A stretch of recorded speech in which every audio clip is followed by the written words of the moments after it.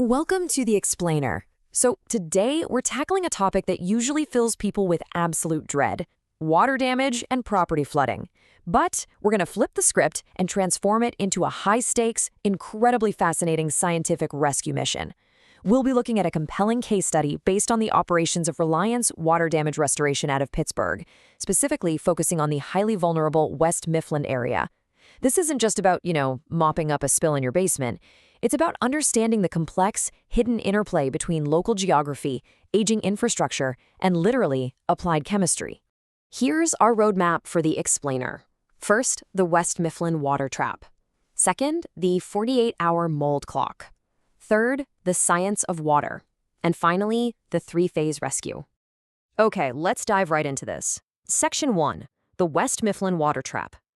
So you might be wondering, why is this specific geographic region an absolute magnet for water disasters? Well, it turns out it's not just bad luck. It's a perfect storm of local geography and aging construction. Look at these unique local hazards. West Mifflin sits right in the Monongahela River Valley, so you've got significant elevation changes combined with this incredibly stubborn, clay-heavy soil. And why does clay matter? Because unlike sandy soil, clay absolutely does not drain. It actively traps water right against residential foundations, channeling it inward instead of away. Add in aging French drains that get completely overwhelmed during the spring thaws, and those harsh Allegheny County winter freeze-thaw cycles that literally crack pipes open inside your walls. Yeah, you've got a recipe for serious structural decay. To really ground this in reality, let's talk about some specific local hotspots. We're looking at commercial and residential properties along Route 885, Lebanon Church Road, the watershed areas around Thompson Run, and those beautiful but highly vulnerable older stone foundations over near Duquesne Heights. If you live in or near these areas, surface runoff during a heavy storm is basically funneled directly through residential zones.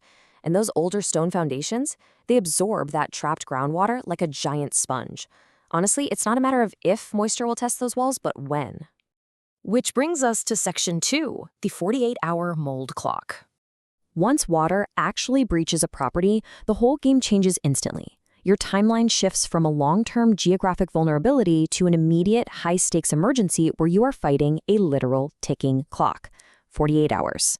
The source material tells us that mold spores begin colonizing damp surfaces in just 24 to 48 hours. Think about that. That means if a pipe burst in an exterior wall on a Friday morning, by Sunday morning, you aren't just dealing with a simple water problem anymore. You're dealing with a severe biological hazard. Porous materials like drywall, carpet, and insulation soak this moisture up immediately, creating the absolute perfect warm, humid incubator for toxic mold colonies. Now, the really crucial point here is contrasting that massive 48-hour threat with this number, 60. 60 minutes. That is the benchmark dispatch time for professional restoration crews in this area. Every single minute counts. When water is actively wicking up your walls, you just can't wait a day or two. You need intervention within the hour to extract that standing water, stop it from spreading into unaffected rooms, and halt that 48-hour mold clock right in its tracks. And this brilliantly illustrates exactly why your technique matters just as much as your timing. On the left, we have your typical amateur or DIY cleanup. You know the drill. Shop vacs, a couple of box fans, and just a whole lot of guesswork. The fatal flaw here is that it leaves hidden moisture trapped deep inside the structural cavities.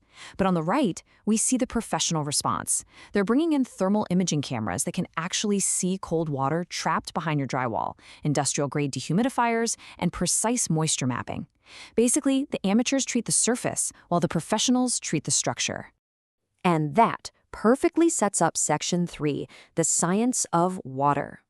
So we're shifting now from the urgent, panicked response of a flood to the rigorous, highly analytical protocols the professionals use.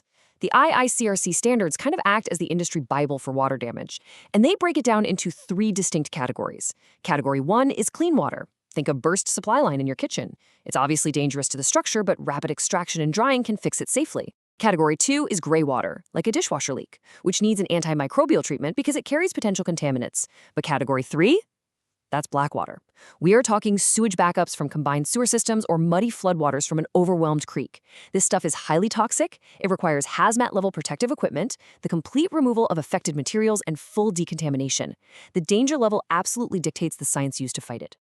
Then there's the concept of Class 4 damage. This is defined as water intrusion affecting specialty materials with very slow evaporation rates, things like original hardwood floors, lath and plaster walls, or deep concrete. Because West Mifflin is just filled with older, mid-century construction, properties out there frequently suffer from Class 3 or Class 4 damage. You literally cannot just point a fan at an 80-year-old waterlogged hardwood floor and expect it to dry. It requires serious, sustained, and specialized scientific intervention. And what's really fascinating here is how these protocols completely demystify the science being deployed right in your living room. We aren't just talking about basic evaporation anymore. We're talking about psychrometric principles. Professional techs are out there calculating vapor pressure and measuring grain depression. They are literally manipulating the temperature, the humidity, and the airflow in a sealed room to violently force water molecules out of the structural framing into the air, where it can then be captured by heavy-duty dehumidifiers. It is applied physics being used to save your home. Let's move to Section 4 and see how this all builds together, the three-phase rescue. This is the highly methodical, honestly really satisfying resolution to all the chaos we've been talking about. Here's a high-level overview of that proven sequence. Phase 1 is emergency water extraction. Phase 2 is structural drawing and monitoring. And Phase 3 is final verification and restoration. This three-step sequence is meticulously designed to completely stop the spread of the water, pull out all that hidden moisture, and restore the property to completely safe conditions. So Phase 1 is basically all about brute force. Technicians roll up with massive truck-mounted extractors and heavy-duty submersible pumps. Their goal is to violently pull standing water from carpets, floor pads, and subflooring immediately. This happens in hours, not days. By extracting the physical water right away, they stop the liquid from wicking further up the drywall. They're essentially cutting off the fuel supply for the damage before it can even reach the framing. After the brute force comes Phase 2, which is the precision phase. This involves the strategic deployment of those industrial air movers and dehumidifiers we talked about earlier. But listen, it's not a set-it-and-forget-it scenario. Techs return daily to do moisture monitoring, using thermal cameras to map the drying progress inside the walls.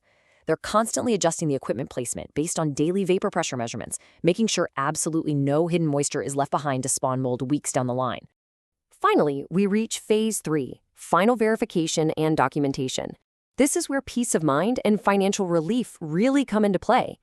The crews perform a final inspection, confirming the property meets industry-standard dryness. But crucially, they generate comprehensive documentation.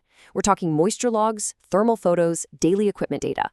This massive stack of scientific evidence is handed directly to the insurance adjusters, which prevents claim denials and guarantees the homeowner that their property is fundamentally safe and structurally sound. So we've seen the geographic traps, the biological ticking clock, the applied physics of structural drying, and the methodical three-phase rescue, which leaves us with one final, very real question for you to consider. Will your property's hidden infrastructure withstand the next harsh freeze-thaw cycle or the next heavy spring thaw? Knowing what you know now about the invisible risks lurking in aging pipes and clay soils, it might just be time to take a proactive look at your own home's defenses before that clock starts ticking. Thanks for joining me on this explainer, and as always, keep learning.